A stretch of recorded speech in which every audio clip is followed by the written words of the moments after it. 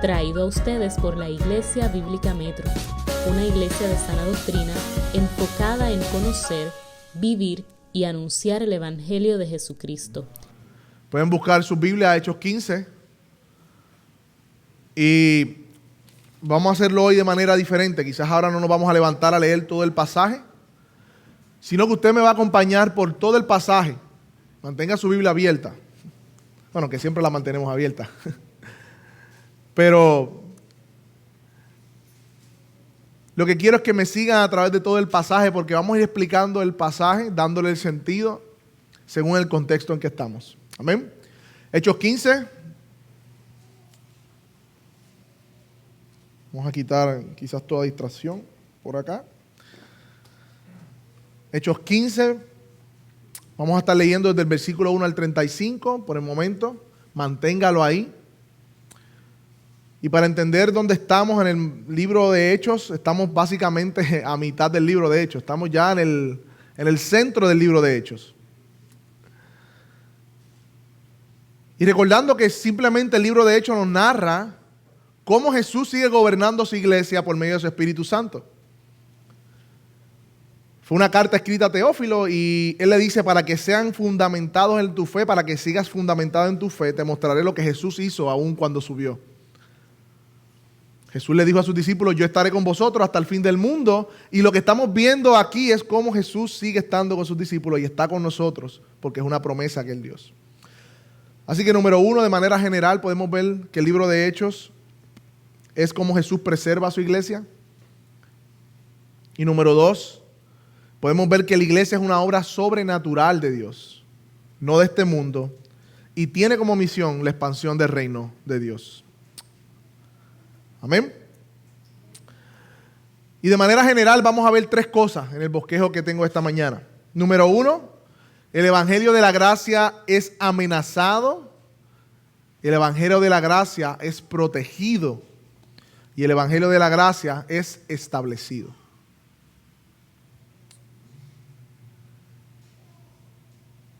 Así que ahí en su capítulo 15 comienza diciendo, vayan conmigo, el versículo 1.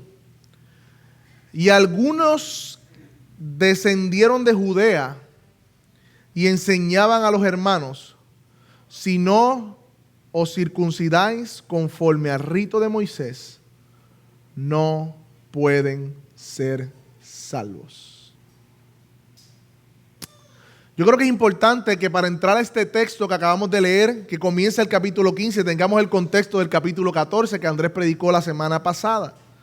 Y específicamente, ahí mismo en sus Biblias, versículos 27 y 28, vayan conmigo, dice que cuando llegaron Pablo y Bernabé, luego de verdad haber sido apedreado, Pablo anima a los hermanos, llegaron nuevamente a Antioquía, comienzan a contar, versículo 27, todas las cosas que Dios había hecho con ellos. Eso es lo que hace Bernabé y Pablo en la iglesia de Antioquía. Y miren esta frase: y cómo Dios había abierto las puertas a los gentiles a la fe. Ese texto es clave para ver lo que Lucas nos quiere contar en el capítulo 15. El contraste de ese texto es el versículo 1. Algunos llegaron y dijeron: si no se circuncidan según el rito de Moisés, no pueden ser salvos. Interesante, qué contraste vemos aquí. Dios abriendo puertas a los gentiles a la fe y el hombre ahora cerrando puertas, poniendo trabas al evangelio, poniendo requisitos que Dios no ha demandado. Este grupo no autorizado de hermanos que bajaron de Judea no estaban avalados por los líderes de la iglesia de Jerusalén ni de Judea. Estos hombres que dijeron que los gentiles no pueden ser salvos a menos que se circunciden. Ellos fueron por su propia cuenta. Ellos dijeron, por decirlo de una manera, actuaron en su propia sabiduría, en su propio entendimiento, y no consultaron esa doctrina con los apóstoles y con los ancianos, que eran los líderes de la iglesia. Versículo 2. Cuando Pablo y Bernabé, vayan conmigo, tuvieron gran disensión y debate con ellos, los hermanos determinaron que Pablo y Bernabé y algunos otros de ellos subieran a Jerusalén a los apóstoles y a los ancianos para tratar esta cuestión. Así que este asunto no era cualquier asunto. Estos hermanos, se le dice hermano, Pablo le dice también falsos hermanos en Gálatas, estaban diciendo que si los gentiles no seguían el rito de Moisés, no podían ser salvados. Pablo y Bernabé no están de acuerdo. El asunto no es pequeño, hay un gran debate y discusión, y la iglesia en Antioquía decide junto con ellos escalar este asunto. Esa es la palabra, escalarlo. ¿A quiénes? A los apóstoles y a los ancianos, para que tomaran decisión sobre esta cuestión. Mi gente, esto no era cualquier asunto. Esto es un punto histórico muy importante en la fe cristiana. Porque este asunto tocaba la raíz misma del mensaje del evangelio. Este asunto de que si los gentiles debían seguir el rito de Moisés para ser salvos y no solamente por la fe, tocaba la esencia del evangelio, distorsionaba el mensaje completo del evangelio. Ellos estaban requiriendo que los gentiles se convirtieran en judíos, se judaizaran. Y esto es precisamente lo contrario a lo que Jesús le dice a los apóstoles en la Gran Comisión. ¿Recuerda lo que Jesús le dijo? Vayan y hagan ¿qué? Discípulos a todas las naciones, bautizándolos en nombre del Padre, del Hijo y del Espíritu Santo y enseñándoles a guardar todo lo que los he mandado. Y recuerden que yo estoy con vosotros, le dice Jesús. Ahí no dice vayan y conviértalos en judíos. Esto es una doctrina que atenta contra el mandamiento de Jesús. Así que no era un asunto trivial. Además era un asunto que amenazaba la unidad de la iglesia. Hermanos, y todo asunto que amenace la unidad de la iglesia es un asunto primordial. Es un asunto que amenazaba la unidad de la iglesia. Esta doctrina traía una división en medio de los creyentes. Y recordemos el contexto. El evangelio está llegando a los gentiles están creciendo en conversión. Hay judíos también que se convierten. Pero ambos vienen de diferentes trasfondos y unos en su entendimiento querían hacer que estos gentiles se convirtieran como ellos para ser aceptados delante de Dios. Así que esto es un asunto de unidad. Y permítanme hacer, por favor, hermanos, quizás una ampliación en esta parte de la unidad. Porque algo que me di cuenta terminando la preparación es que no solamente la gracia triunfó en medio de las amenazas, sino que también la unidad fue preservada. Y lo vamos a ver porque comienza trayendo un debate y división al comienzo del capítulo, y cuando terminamos en el verso 35 dice que todos los hermanos unidos predicaban el evangelio. Hay un contraste de cómo comienza este capítulo y cómo termina. Toda situación que amenace la pureza del evangelio y amenace la unidad de la iglesia tiene carácter de urgencia. No solamente para la primera iglesia, sino también para nosotros hoy. ¿Tú entiendes la importancia que Dios le da al hecho de que guardemos la unidad de la fe? ¿Entiendes que la unidad no la creamos nosotros, la creó el Espíritu? Y el mandamiento es que guardemos esa unidad de la fe, dice Efesios 4. Teniendo un mismo sentir, como dice Filipenses 2, pensando una misma cosa, creyendo una misma cosa, sintiendo una misma cosa. ¿Está tu radar encendido ante las amenazas de la división en la iglesia? Y cuando digo la iglesia, no estoy hablando de la iglesia mundial, estoy hablando iglesia bíblica Metro. ¿Tienes tu radar encendido? ¿Tú estás trabajando por la unidad y la armonía de la iglesia? ¿O estás trabajando o fomentando la división, que no es otra cosa tener dos pensamientos? ¿Cómo yo sé si yo estoy trabajando para conservar la unidad? En este primer punto de la unidad de la iglesia. Número 1, tengo una elevada visión de Dios. Cuando nosotros tenemos una elevada visión de Dios, yo busco entonces que Dios sea glorificado en todo lo que pasa, incluyendo en mi relación con mis hermanos en la iglesia. Número 2, cuido espiritualmente, esto es para saber si yo estoy fomentando la unidad en mi iglesia. Cuido espiritualmente a los pastores y miembros, orando fervientemente por ellos. ¿Usted está orando por sus hermanos? ¿Está orando por sus pastores o pastor? Número 3, ¿cómo yo sé si estoy trabajando para la unidad de la iglesia? Yo no me pongo como el centro del asunto. Ahí Pablo y Bernabé pudieran haber dicho, ustedes sigan allá, yo estoy predicando la verdad, miren las señales, olvídate de eso, consulten con los apóstoles si ustedes quieren, yo sigo predicando mi evangelio. Pablo no hizo eso. Bernabé tampoco lo hizo. Ellos fueron y llevaron el asunto a los apóstoles, pero podían actuar bajo su propia prerrogativa y ponerse como el centro, como los ofendidos. Pero no hicieron eso. Así que yo fomento la unidad de la iglesia evitando el victimismo y buscando la gloria de Dios en todo esto. Número 4, yo fomento la unidad de la iglesia. ¿Saben cómo? Teniendo una visión elevada de la iglesia, de la cual yo soy miembro. Siempre otorgamos gracia y presunción de inocencia en nuestras relaciones. Soy diligente en la reconciliación. Yo estoy fomentando la unidad de mi iglesia si yo soy diligente en la reconciliación, entendiendo que yo también fui perdonado primero por Dios.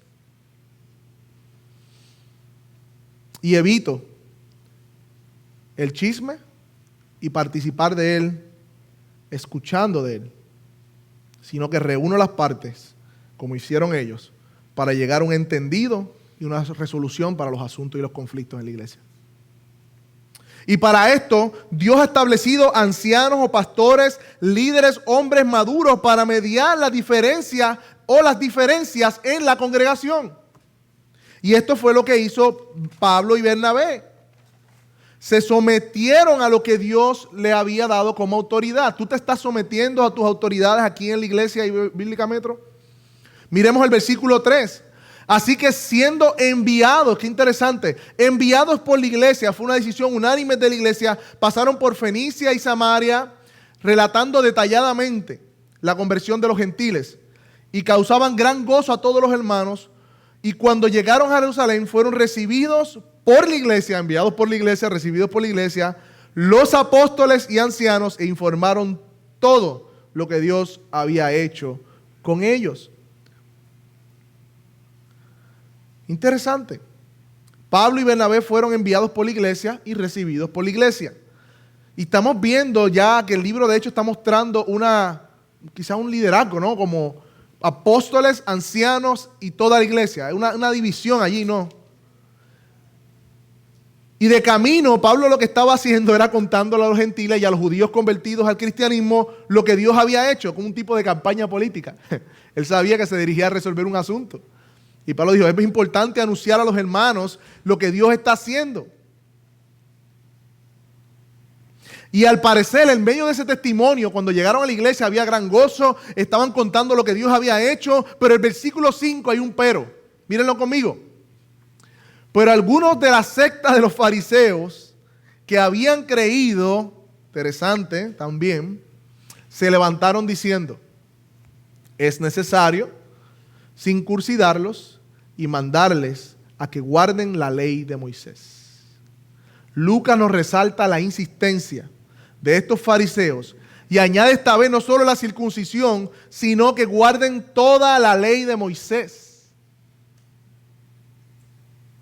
Y esto provocó que esa primera reunión se detuviera y hubo una segunda reunión, versículo 6 conmigo.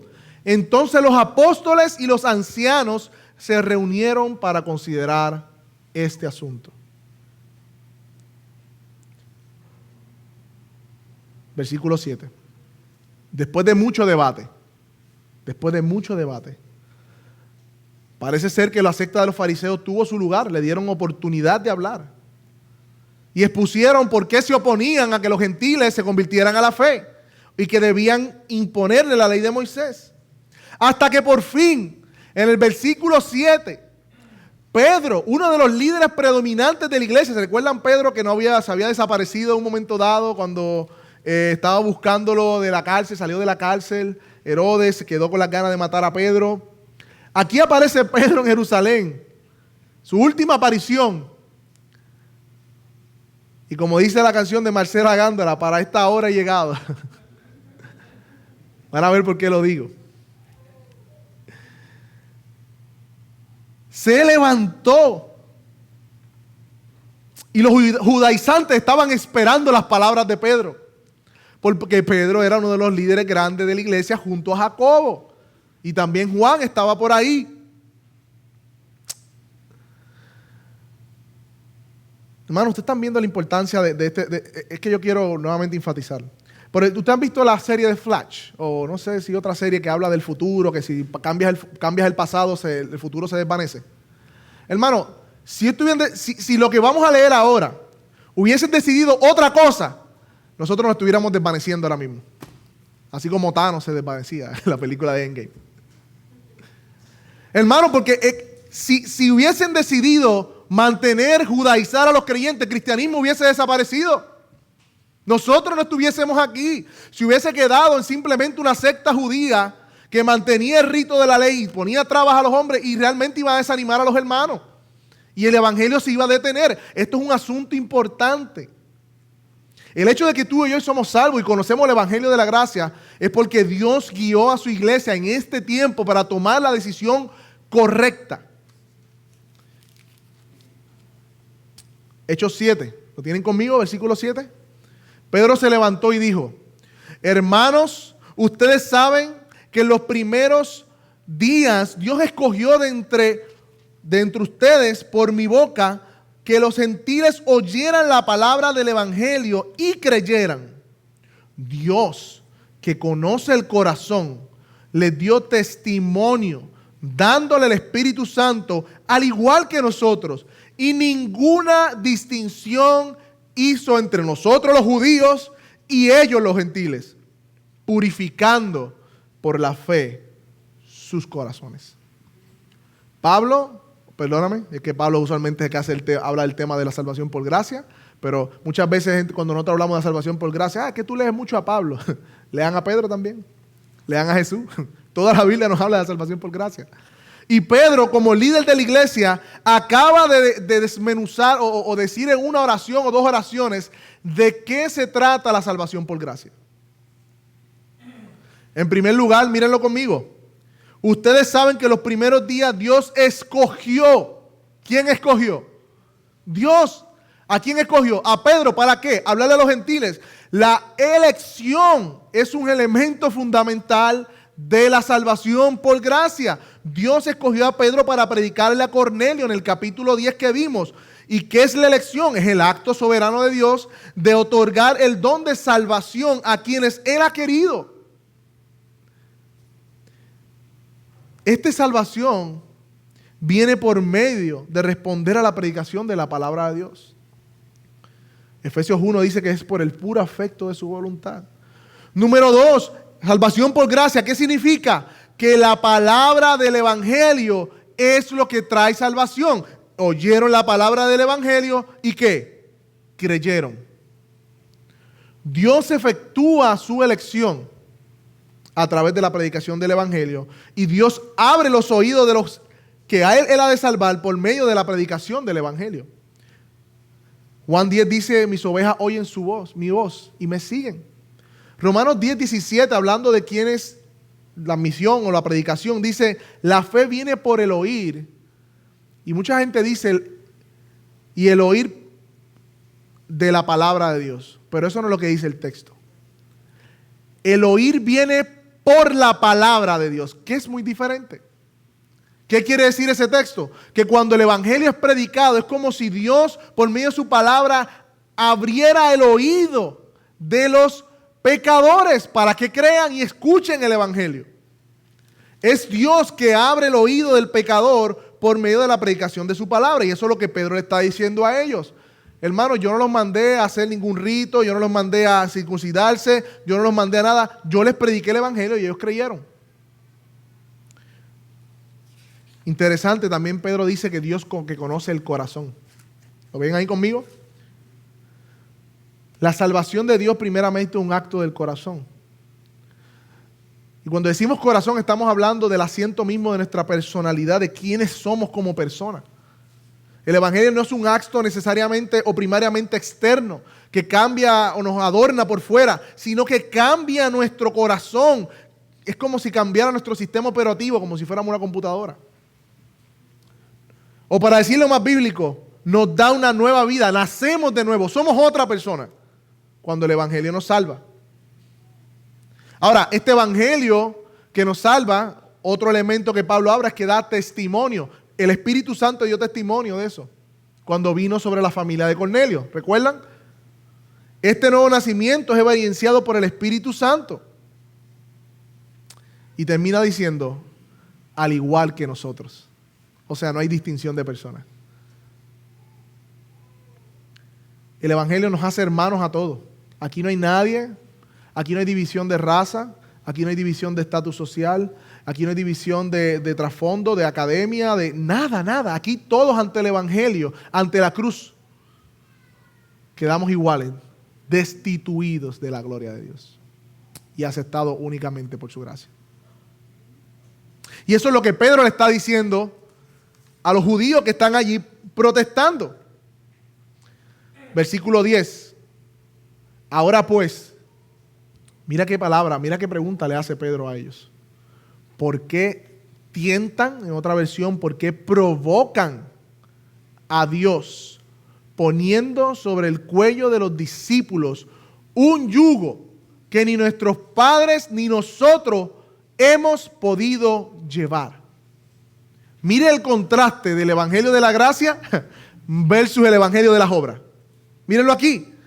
Número 1, el Evangelio de las obras es una afrenta contra Dios. Tienta a Dios, provoca a Dios. ¿Y por qué Pedro trae esta referencia? Porque los judíos cuando salieron de Egipto, ¿sabe qué pasó? Cuestionaron a Moisés de que por qué Dios los sacó de Egipto para dejarlos morir en el desierto. Ese es el día de Meriba, como dicen las Escrituras. Y ese hecho que está en Éxodo 17 apunta al hecho de que los judíos no creyeron en la promesa de Dios y provocaron a Dios. De la misma manera que si nosotros insistimos en que debemos hacer algo por nuestra salvación y no aceptarla por gracia, es provocar a Dios y no creer en su promesa. Mira lo que dice el texto también, versículo 10. Poniendo sobre el cuello. El evangelio de las obras, o no, falso evangelio de las obras, porque no es una buena noticia, siempre busca imponer mandamientos de hombres que Dios no ha mandado. Número 3, es una carga pesada, un yugo pesado. Aplasta al creyente, exige sin misericordia.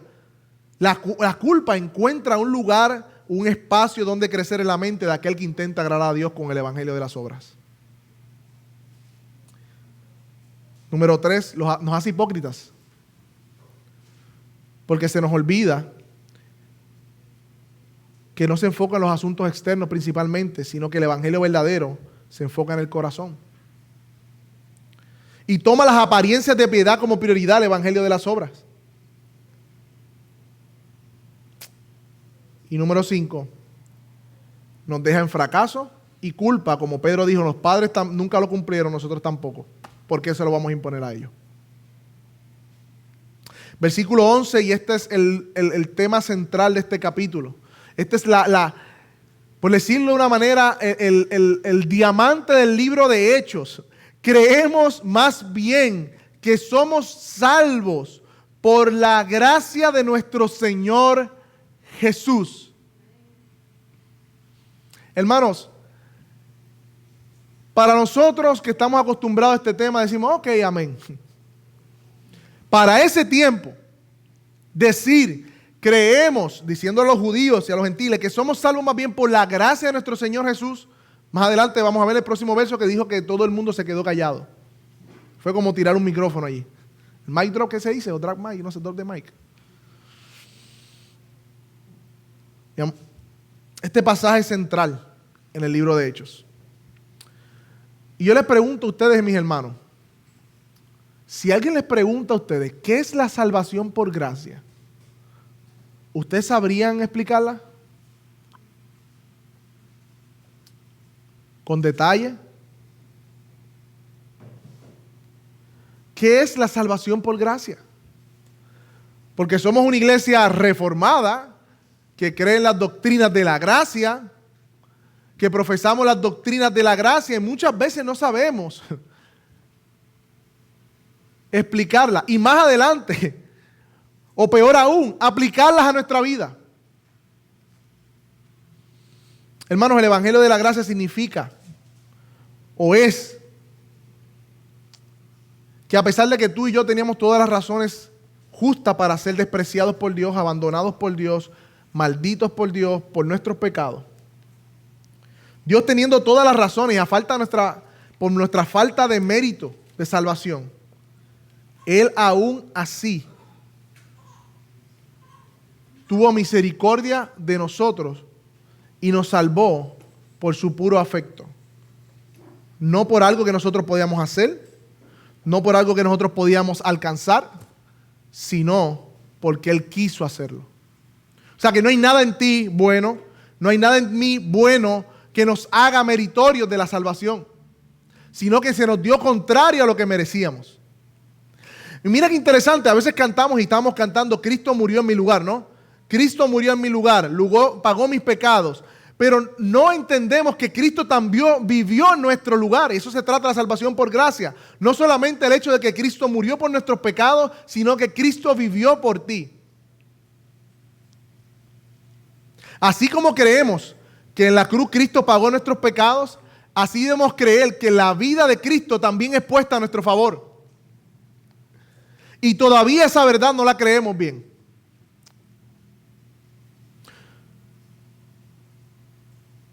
Porque todavía luchamos con esa verdad.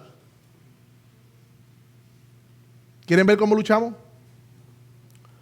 Te levantaste el lunes por la mañana, tarde, tenías tu tiempo de oración, no lo tuviste, no tuviste tu devocional. Y comienzas a caminar tu día, en tu trabajo, y viene este pensamiento a tu mente de culpa, de condenación, de que Dios te está mirando con el ceño fruncido, ¿qué dice? Como molesto.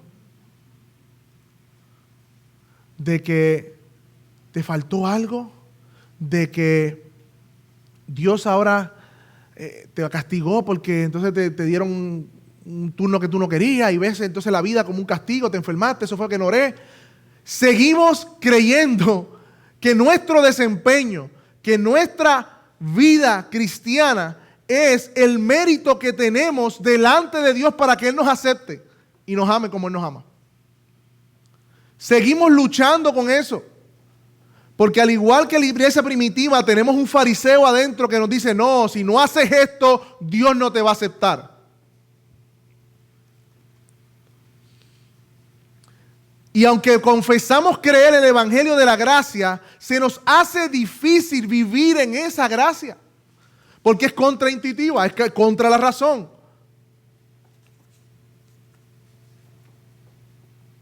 No nos hace sentido. Somos criados con un sistema de méritos, de justicia propia, de retribución, y el orgullo de nuestros corazones no acepta el regalo de la gracia de Dios. Quizás lo aceptamos cognitivamente. Decimos, sí, soy salvo por gracia. Pero experiencialmente, en nuestra vida práctica, hay una gran diferencia desde lo que confesamos a lo que vivimos. Así que todavía hoy el Evangelio de la gracia está en amenaza en nuestros corazones. Nuestra lucha primariamente, hermanos, no es contra nuestro desempeño o nuestro esfuerzo. Y ahí está el problema. Vemos nuestro pecado, vemos nuestra falta de devoción, vemos que no estamos orando, vemos que no estamos haciendo qué sé yo. ¿Y sabes qué hacemos? Tengo que orar, tengo que leer la Biblia, tengo que esto, tengo. Y no nos damos cuenta que antes de que tengo que hacer, tengo que creer primero. Porque ese tengo te va a llevar a 2 semanas de fuego. Y en la tercera semana, ¿sabes qué va a pasar? Te desanimaste otra vez. Pecaste, fallaste en tus disciplinas, y vuelve otra vez la culpa. Porque no estás entendiendo el evangelio de la gracia. Dios no nos llama a hacer primeramente, nos llama a creer.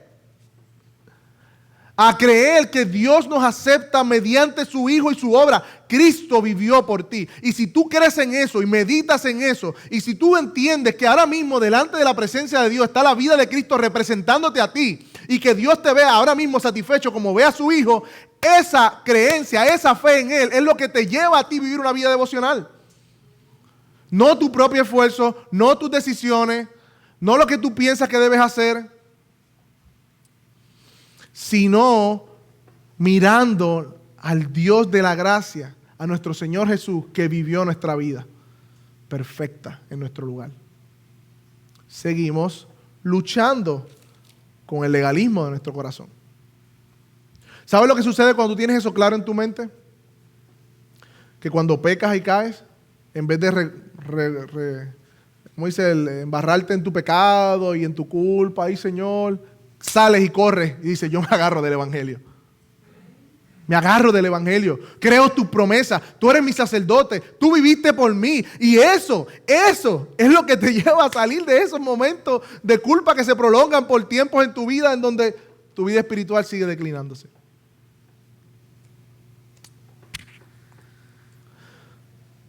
Hermanos, Pablo en todas sus cartas, Pedro en todas sus cartas, le decía a sus hermanos, quiero que crezcan en el conocimiento y el entendimiento del evangelio. Porque necesariamente crecimiento en nuestro entendimiento del evangelio, en nuestro corazón, es crecimiento en nuestras disciplinas, es crecimiento en nuestra santidad.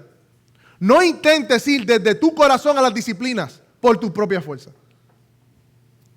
Porque eso es legalismo. Te va a parecer un yugo la oración, un yugo pesado, no un deleite. Te va a parecer un yugo venir los domingos, no un deleite.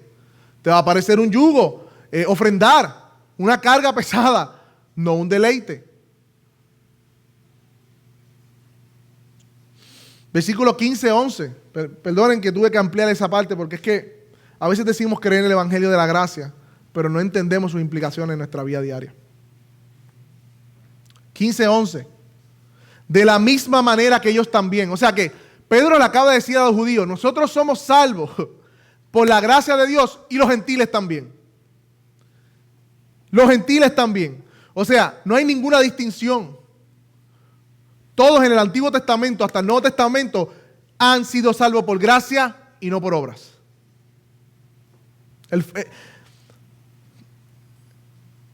Este asunto es central en la vida de la iglesia en aquel tiempo y en nuestra vida también.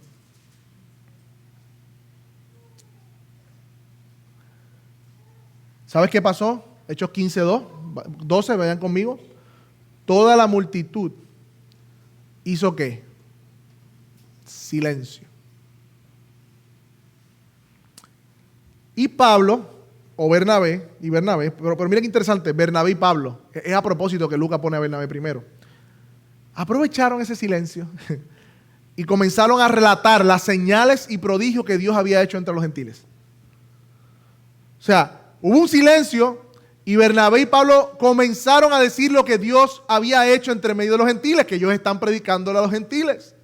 Y Lucas pone a Bernabé primero, ¿saben por qué? Porque para mí y a mi entender, Bernabé cumple uno de sus propósitos fundamentales en el libro de Hechos. En este momento. Igual de la canción de Marcela Gándola. Para esta hora llegó Bernabé. Literalmente.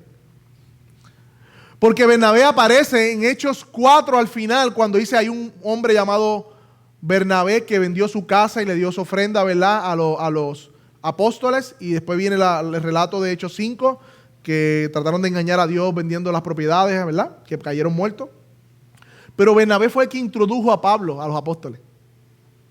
Bernabé trajo de la mano a Pablo y dijo, mira, vengan, este hombre Dios lo ha salvado. Acéptenlo, vengan, escúchenlo. Bernabé fue como quien dice el puente de Pablo a la vida cristiana en comunidad y los líderes de la iglesia. Y Bernabé tenía más influencia en este momento y punto de la historia, en este concilio, que Pablo. Por eso Lucas lo menciona primero. Y el hecho de que Bernabé testifique junto a Pablo le da credibilidad y es un argumento fuerte para que los judíos escucharan y aprobaran el mensaje de Pablo de la gracia a los gentiles. Así que no es en vano que Bernabé aparezca en Hechos, sino que Dios lo usó para traer a Pablo, a presentarlo, y Dios lo usó para relatar las señales que hizo juntamente con Pablo para que los gentiles y el evangelio de la gracia fuera aceptado en la comunidad judía del primer siglo, que estaba creyendo en Cristo. Hermano, este testimonio fue importantísimo dentro de esta discusión. Por otro lado, este texto que acabamos de leer es bien clave, porque nos dice que las señales que hicieron Pablo y Bernabé con los gentiles era lo que apuntaba a la salvación por gracia a los gentiles también. O sea, lo que vimos en Hechos 2, recuerda, el Espíritu Santo bajó y dio lenguas repartidas como de fuego y comenzaron a hablar otros idiomas. Pasó también, ¿dónde? En Hechos 10. Cornelio, un gentil, habla lengua también. ¿Pero por qué? Esa es la pregunta. Porque Dios le estaba dando como una señal, literalmente. Judíos, a ustedes los bauticé con Espíritu Santo hablando en lengua. A los gentiles también. Entiendan que los dos son llamados y salvos por gracia. Ese es uno de los propósitos fundamentales de los milagros y las obras y los prodigios que vemos en Hechos. Es un libro de narrativa histórica. Queremos sacar eso y aplicarlo el día de hoy. Y pues decimos que todo eso continúa hoy. Cuidado, Dios está señalando unas señales y prodigios como las lenguas, como las sanidades, como todo eso para patentizar el evangelio entre los gentiles y para que los judíos aceptaran ese evangelio. Y entendieran de una vez y por todas que no eran los judíos los cheches de la película, sino que también el evangelio era para los gentiles. Dios le estaba dando señales a la iglesia del primer siglo. El problema es que queremos coger un libro histórico y decir que eso también ocurre hoy. Es ilógico, porque entonces, ¿por qué las señales que Dios le dio al pueblo de Israel en Egipto tuvieron su lugar también, allá en el Éxodo? ¿Por qué no hizo las mismas señales en Hechos? Son diferentes propósitos. Ahora, ¿cuál es la señal de que Dios ha aceptado y ha predicado su evangelio? La predicación del evangelio a todo el mundo. Ya eso se superó. Ya las señales no necesitan estar ahí. Dios trabaja diferente en cada momento de la historia y tenemos que ver este texto como un momento histórico en la vida de la iglesia. Hechos 15, 13. Cuando terminaron de hablar, ¿quién? Bernabé y Pablo. Jacobo tomó la palabra. Y ahora sí que sí. Los judíos están diciendo, este es el cheche. Jacobo, el papá Jacobo, el pastor de la iglesia principal de Jerusalén, decía, este es Jacobo el justo. Este sí nos va a dar a nosotros el break de que querer judaizar a los gentiles. Pero Jacobo, inspirado por el Espíritu Santo y dirigido, porque Dios está dirigiendo a su iglesia, le dijo, escúchenme, hermanos. Simón ha relatado cómo Dios al principio tuvo a bien tomar entre los gentiles un pueblo para su nombre. Y esto concuerda con la palabra de los profetas, como tal está escrito. Después de esto volveré y reedificaré el tabernáculo de David que ha caído, y reedificaré sus ruinas y lo levantaré para que el resto de los hombres busque al Señor y todos los gentiles que son llamados por mi nombre. Dice el Señor que hace saber esto desde tiempos antiguos. Dios movió a Santiago a sola escritura. Santiago fue a la Biblia y encontró y entendió que los profetas estaban apuntando sobre este evento. Y le dijo a sus colegas judíos que querían judaizar a los gentiles, cuidado porque esto ya está profetizado de antemano. Y estamos viendo las señales. Y aquí vemos otro principio de cómo resolver las diferencias entre nosotros. La escritura. No la filosofía de este mundo. ¿Qué dice la Biblia sobre cómo resolvemos los conflictos y cuáles son esos conflictos? La Biblia tiene algo que decirnos sobre eso. Y debemos someternos a eso. Y Jacobo menciona la profecía de Amós 9, de 11 al 12. Y dice que ese cumplimiento lo estamos viendo en Hechos capítulo 15.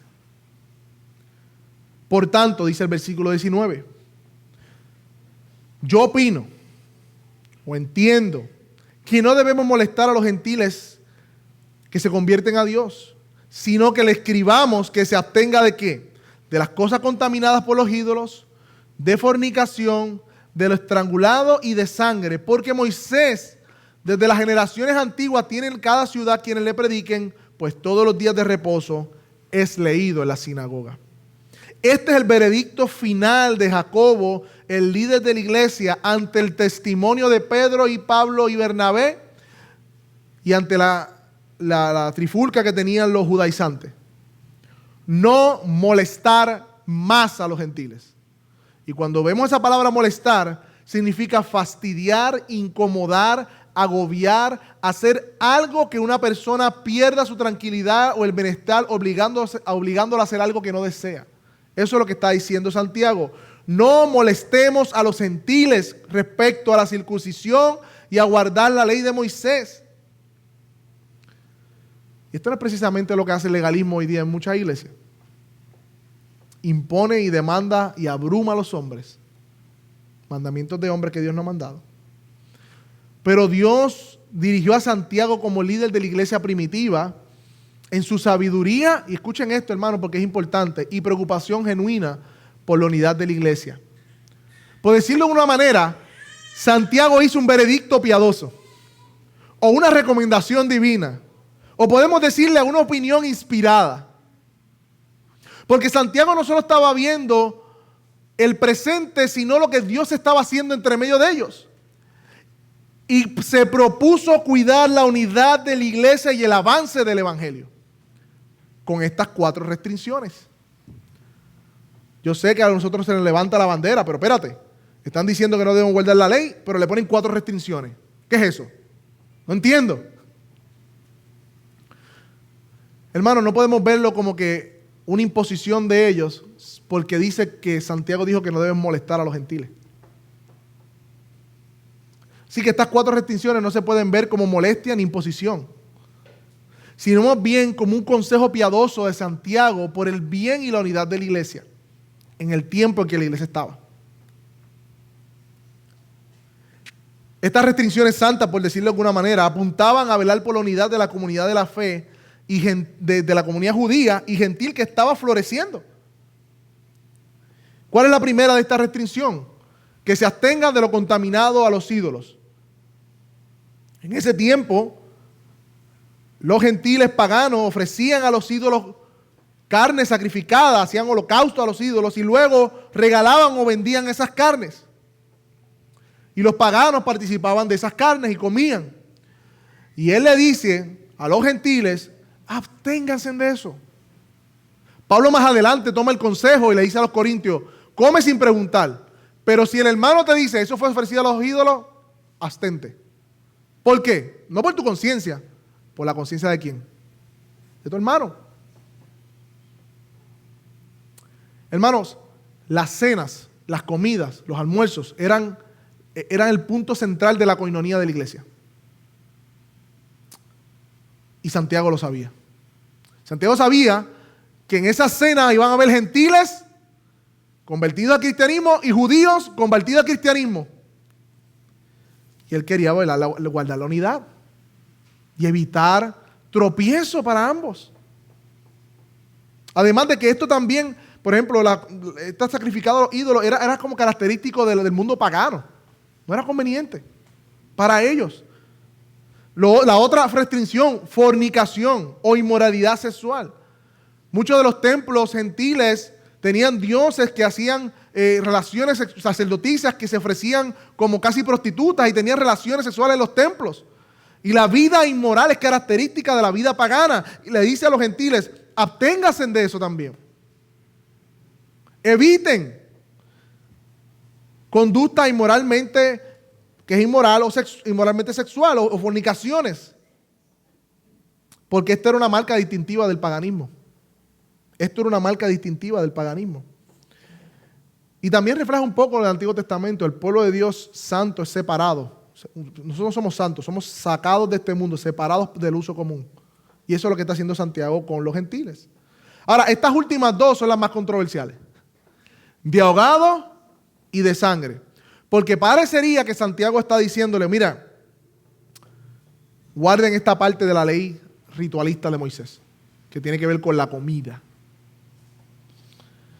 La primera hace referencia a animales ahogados, donde la sangre no ha sido, ¿verdad?, esparcida. Y la segunda también apuntaban a los alimentos no limpios previamente. Pero la realidad es que para la comunidad judía primitiva fue tanto el énfasis de Dios con el pueblo de Israel en cuanto a no comerán sangre, porque en la sangre está la vida, limpien los alimentos, que nuevamente Santiago está apuntando a esa comunidad de fe que se va a reunir a comer y quiere velar la unidad. Hay otros teólogos que lo interpretan no como comida, sino como que homicidio, que se alejen del homicidio, como eso. Pero la más correcta, la más acertada, tiene que ver más con la unidad de la iglesia y el aspecto del primer siglo. En resumen, hermanos, como dice un comentarista, estas directrices pretenden asegurar la mesa de la comunión mixta de los creyentes que estaban en el primer siglo y aumentar la posibilidad de la evangelización entre los judíos locales. Hermanos, si un gentil vivía de esta manera abiertamente, un judío no iba a escuchar el evangelio de parte de él. Y él quería velar por eso. Así que la unidad de la iglesia fue preservada. Versículo 21. Porque Moisés desde generaciones antiguas tiene en cada ciudad quienes lo prediquen, pues todos los días de reposo es leído en la sinagoga. Muchos de estos gentiles o muchos de los judíos tenían sinagogas esparcidas por toda la región. Y todavía la ley de Moisés era hablada y predicada en este contexto histórico. Así que esa es una de las razones primordiales por la que da Santiago, de que se abstengan de esas cosas. Y como dije, no es una carga, no es un yugo que Santiago le está dando, porque el texto no nos permite decir eso, porque Santiago había dicho que no molestemos a los gentiles en cuanto a guardar toda la ley de Moisés. Hechos 15, 22 en adelante dice, entonces les pareció bien a quienes, a los apóstoles, a los ancianos y a toda la iglesia, escoger entre ellos algunos hombres para enviarlos a Antioquía con Pablo y Bernabé, a Judas llamado Barsabas y a Silas, hombres prominentes entre los hermanos, y enviaron esta carta con ellos. Los apóstoles y los hermanos que son ancianos, a los hermanos de Antioquía en Siria y Cilicia, que son gentiles, saludos. Estamos leyendo ya la carta que le enviaron, versículo 24. Puesto que hemos oído que algunos de entre vosotros, a quienes no habiendo autorizado, o sea que vieron al principio que los judeos que vinieron diciendo que debían circuncidarse no estaban autorizados, fueron por su propia cuenta. Los han inquietado con sus palabras, perturbando sus almas. Versículo 25. Nos pareció bien, habiendo llegado a un común acuerdo, escoger algunos hombres para enviarlos a ustedes con nuestro amado Bernabé y Pablo. Estos hombres han arriesgado su vida por el nombre de nuestro Señor Jesucristo. Por tanto, enviando a Judas y Silas, quienes también les informarán las cosas verbalmente, porque nos pareció bien, mira qué interesante, al Espíritu Santo y a nosotros, no imponerle mayor carga que estas cosas esenciales, que se abstenga de lo sacrificado a los ídolos, de sangre y de la carne de animales que han sido estrangulados y de la fornicación. Si guardan tales cosas, harán bien. Pásenla bien. Qué interesante, un acuerdo unánime entre todos, apóstoles, ancianos y la iglesia. Hay unidad en la diversidad. De hecho, Silas era un judío helenizado y Barsabas era un hebreo judío, no había sido helenizado. Y fueron enviados ambos con Pablo y Bernabé. Vemos que hay unidad en la diversidad. Y cuando dice que nos pareció bien a nosotros y al Espíritu Santo, hace eco a las palabras del Señor Jesús cuando estamos dando un juicio. Que donde estén dos o más reunidos en mi nombre, yo estaré dando el veredicto con ustedes. Eso está en Mateo 18. Versículo 30. Así que después de despedidos descendieron a Antioquía y reuniendo a la congregación entregaron la carta. Cuando los hermanos la leyeron, ¿qué hicieron? Se regocijaron por el consuelo que les impartía, siendo Judas y Silas también profetas. Exhortaron y confrontaron a los hermanos con un largo mensaje. Así que, hermanos, es bíblico un largo mensaje. ¿Ok? Si por si acaso, ¿verdad? Después de pasar allí algún tiempo, fueron despedidos en paz por los hermanos para volver a aquellos que habían sido enviados. Pero mira qué interesante, versículo 34. Pero Silas le pareció bien quedarse allí, también Pedro y Bernabé se quedaron en Antioquía, enseñando y proclamando con muchos otros las buenas nuevas de la palabra del Señor. ¿Vieron el contraste cómo empezó el capítulo? División y debate. ¿Y cómo terminó? Unidad, buenas nuevas, predicación. Judas y Silas fueron juntamente con ellos y decían que eran profetas. Y estos profetas confortaron a los hermanos. Qué hermoso, ¿no? Los confortaron con un largo mensaje, hermanos. Qué hermoso. Pero a Silas le pareció bien quedarse. Y esto es porque en el próximo capítulo que vamos a leer la semana que viene y predicar, Dios había puesto en el corazón de Silas quedarse porque tenía una misión con Silas y Pablo más adelante en su segundo viaje misionero. Ahora, algunas aplicaciones finales. Yo sé que el texto ha sido un poco largo, es un poco pesado, es una discusión pesada, pero ¿cómo podemos aplicar hoy este mensaje a nuestras vidas, además de la unidad que hablé, además del evangelio, de la gracia? Y es que tú entiendas que hoy sigue estando en amenaza el evangelio de la gracia. Hermano y hermana que está aquí, el evangelio de la gracia sigue estando en amenaza. Porque hoy precisamente el evangelio de la gracia de manera general en Puerto Rico y en otros países se le ve como una herejía al evangelio de la gracia.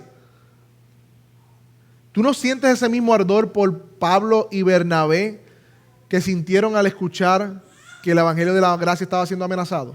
¿No te da ese picor en tu corazón? Como a ellos. Porque Dios nos ha llamado en este tiempo, hermanos, a levantar la bandera de la sola gracia. Como iglesia. Y esto necesariamente traerá debate, diferencia de opinión, porque no es lo que se cree. ¿Cómo nos preparamos entonces? Número uno, creciendo en nuestro entendimiento de la gracia para poder defenderla. Y número dos, y más importante, creciendo en tu carácter de gracia. Porque no podemos defender las doctrinas de la gracia con un carácter que no esté lleno de gracia. No podemos hacer eso. Ahora, de manera más personal, pregúntate ahora, ¿cuáles son las amenazas que hay en tu corazón sobre el evangelio de la gracia?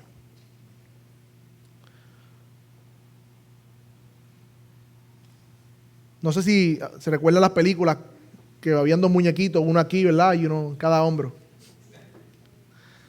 A la derecha los fariseos y a la izquierda el combo de Pablo, Bernabé y Pedro. Todos los días nos levantamos con esos dos. Aquí tenemos los fariseos y aquí tenemos Pablo, Bernabé y Pedro. ¿Y saben qué? En cada momento de su día, tu corazón va a tender a mirar a los fariseos. Porque es lo más lógico que se nos hace. Nos hace sentir bien con nosotros mismos, establecer nuestra justicia propia en nuestro día a día y ganarnos el favor de Dios por lo que hacemos. Y tendemos a cultivar una vida exterior que se vea bien ante los demás. Eso es lo que les gusta a los fariseos. Rebajando la ley de Dios en nuestro corazón, quebrantando los mandamientos en nuestro corazón, pero aparentando piedad ante los hermanos. Esa es la doctrina de los fariseos. Y vas a ser empujado cada vez más por tu corazón hacia esa doctrina. Pero si tú te empapas del evangelio y te sumerges en la doctrina del evangelio, tu oído izquierdo,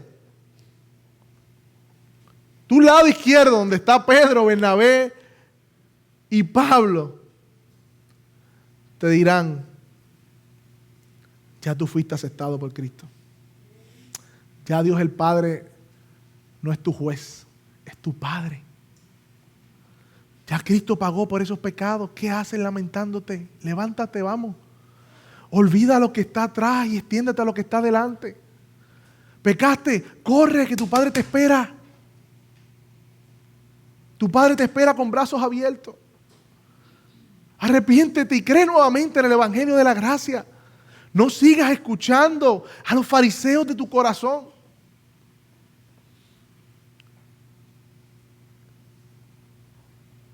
El Evangelio de la gracia está en amenaza. Todos los días de nuestra vida. Y a medida que crezcamos en el entendimiento del Evangelio, esa amenaza seguirá reduciéndose en nuestra vida. Y para el no creyente, Dios te dice, ven a mí hoy y reconoce de una vez y por todas tu bancarrota espiritual, que no tienes nada que ofrecer, que eres aceptado solamente y únicamente por gracia. Solamente y únicamente por gracia. Dios te abre los brazos para que tú te arrepientas y creas. Deja de establecer tu propia justicia. Corre ante tu Dios. El Evangelio de la gracia preserva la unidad de la iglesia. Vamos a orar, hermano. Padre, gracias.